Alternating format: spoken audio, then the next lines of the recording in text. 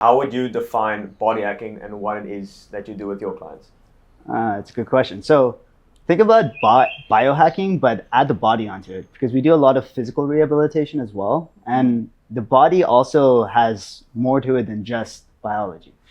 In my opinion, the body consists of like the psychological, the physiological, and the physical. So the reason I like pushed away from biohacking, it kind of has this, I don't know, nuance of being like, we gotta do red light therapy, we gotta do like the cutting edge technologies, and you're missing fundamental things that you also need to consider when you're trying to map out somebody's well-being.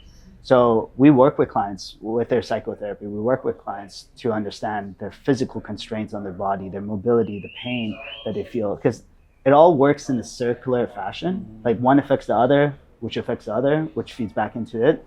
So if you don't cover all bases, you could end up into this negative feedback loop. And we want to reverse that. We want a positive feedback loop. We want one to make the other better and that one to like positively influence and just keep going down that upward trajectory. Yeah. And you mostly work with entrepreneurs, correct? Yeah, I guess like I really vibe with their outlook on life. I like people that are driven, that are dedicated. I mean, right now it just seems like the most feasible clientele for the services. I want to like help and heal everyone eventually, right? I don't want to be constricted. Like my mission is actually to like re-educate people on how to feel better at a younger age. Like especially because I struggled so much developing, growing up, handling all the issues that I was given, the responsibilities of it, the problems with it. And if I could guide people, then you could really develop a better world, in my opinion. But that's a long-term mission. I will get there one day. Right now, entrepreneurs are just so bread and butter with what my skill set has created. I'm an entrepreneur myself, so I totally get like the people, what they're looking for, what they want, the performance aspect of it. Also just like mapping out your own like biology, your own self, because entrepreneurs eventually you have to systemize your process. You have to understand where the bottlenecks are, where the key performance indicators, what you should be tracking, where you have opportunity to grow.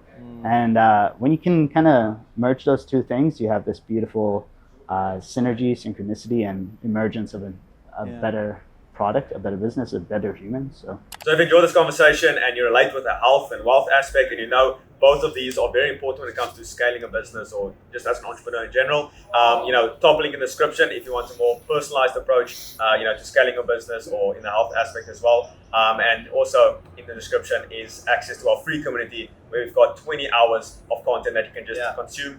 100%. If you enjoy this conversation, share it to a friend. Maybe think about subscribing, put the notifications on. It helps the channel a lot. And by doing so, we can get some more interesting guests like this. So let's get back to the video. Yeah, we both obviously also entrepreneurs, and most of the people watching this is also entrepreneurs. And I think the main thing that we get when we, because we're also very big on the health, we do health, wealth, and then the love, happiness thing of Ty Lopez, but essentially the health and wealth. And a big thing that we realize is a lot of entrepreneurs tend to be like, should I really value my health in the beginning? Like that's time I can use on sales calls or whatever, you know what I mean? Like why would you say entrepreneurs should optimize their health and focus on that? So I think that you're looking, if somebody is willing to sacrifice health, I get it. You want to grind, you want to do that, but honestly, actually, I don't get it anymore. I think that's the old model. Okay. By the way, nobody, if you're smart, I know a lot of these, maybe your community, yourselves even, it's not about that anymore. It's not about sacrificing your health. It's building out the systems by delegating out. It's building white label products. It's using AI as part of your systems. You could actually outsource it. But let's say you are in the position that you have to work a lot. I respect that. But the problem is the long-term outcomes of you doing that is only going to detriment your growth. And a lot of the people I'm currently working with, they have symptoms at a young age, right? And it's just going to get worse and worse, right? And recovery is a lot harder. It's a lot more difficult than preventing. And there's simple techniques that people could integrate, even if you're starting up. You don't have to think about peptides. You don't have to think about $1,000 gadgets.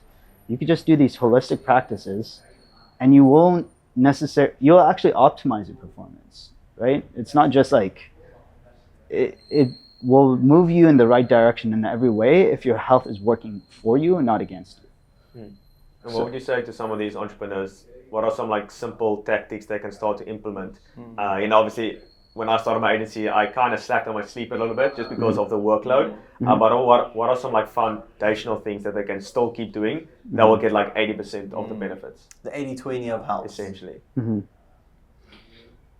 I think that most entrepreneurs, the thing they run into is nervous system dysregulation. And that just like bleeds into every other area of their life, whether that's energy dysfunction, sleep disruption, gut microbiome, gut imbalances. And what nervous system regulation is being able to switch yourself on and off during periods of the day. Like you want to be alert during your work hours, but if you get over alert or hyperstimulated, your work performance will actually decrease. And especially at different times of the day, if you don't learn to turn off before going to sleep, for example, to like, destimulate yourself or calm yourself down, you're never gonna get that restful sleep, right? The mind is the body is the mind. If you could regulate the mind, the body works with you a lot better. And that's like a very low cost effective way. Like actually there's not a lot of great resources on it, to be honest. Like so I had some experience with you, Andrew, when we did the breath mechanics, right? If I could just teach everyone that, like how much more calm and relaxed would they feel in their process? And how much would that then influence how well their gut digests, how well they recover from muscle strain, how well that their brain function continues to operate? Because all of these have physiological implications. Too much stress, cortisol goes high, you can be catabolic, your gut won't heal, your tissues won't heal, you won't grow muscle, you won't go to sleep. Like all of it will bleed into each other almost. So let's look at that at two different, because you're talking about basically switching on when you should be switched on, but essentially not too stimulated, and being switched off when you need to be switched off, and not being obviously stimulated in that sort of time frame. Let's take the first part. Is like overstimulating or almost overstimulated. An example of that being too much caffeine, for example. What would be some examples of that, and how can we avoid being overstimulated? I mean, everyone's an individual, so there's no blanket statements of what is going to influence every person. But yes, caffeine, it's a stimulator. Blue light exposure, it's a stimulator. Long periods of continued focus is a stimulator, right? That's why you want to have those 20-minute or 45-minute breaks. Like the Pomodoro technique. I like that. Exactly, I love that. Right? What is a stimulator? I know people tend to use nicotine. Hopefully they don't. Like I use snus. That's a different kind of approach. Even that I'm very cautious with. But yeah, stimulation, blue light exposure. Did I say that? Screen time. Just like constantly being bombarded by bright lights, especially in the evening, that's sending the signal to turn on. If I could say one more thing, overstimulation isn't just a product of your current state, it's also the residuals from your past state. So if you're carrying with you any unresolved, let's say traumas or senses of personal well-being or safety, that's also running and taking CPU from you in the back of your mind, right? So I think everyone deserves the chance to cleanse their mind of this stress. And I encourage people to do it earlier. I wish I did it when I was like 19 and 21. So what is like an example of your evening routine? Because when I finish work at, let's say, 7 p.m., turn off the laptop, like my mind is still running. Like I wrote a tweet yesterday that said, I was like mid-conversation and I was thinking about a new email strategy I'm going to implement. So how do you actually like turn that off? Because I really think that's a competitive advantage, especially nowadays, to turn off and come up with these creative ideas. Because as you said, it's more smart work. So what's like an example of a good evening routine to switch off? As like a cost entry, easy, accessible one? Yeah. Okay, so one of the things. The other one as Yeah, well. we can do both. Yeah, like a fool's protocol, and then maybe like just like 80-21. Yeah. One thing I would just say is like 7 p.m. is like cutting the corner for me a little bit. It depends on when you're going to sleep, right? You want 3 to 4 hours of that window between, especially if you could stack your last meal at the end of your workday. It's a great time to get parasympathetic and just relax after that. But yeah, there's so many different modalities. Just going out in nature, having a walk, getting into that like very steady state aerobic system, metabolism, that is going to cue parasympathetic tone. Doing things like soft myofascial rolling, so getting a lacrosse ball, not a lacrosse ball, that might be too intense, but a soft roller. Spending some time going through that is great. Like stretching, stuff like that. I hate stretching, so Yeah? I have like, I don't, well, I hate stretching for specific reasons that it's used for. We'll talk about that in a bit. But stretching, yes, even stretching is like a mind-body connection. It's bringing your focus within or on a singular task, which usually is a parasympathetic response.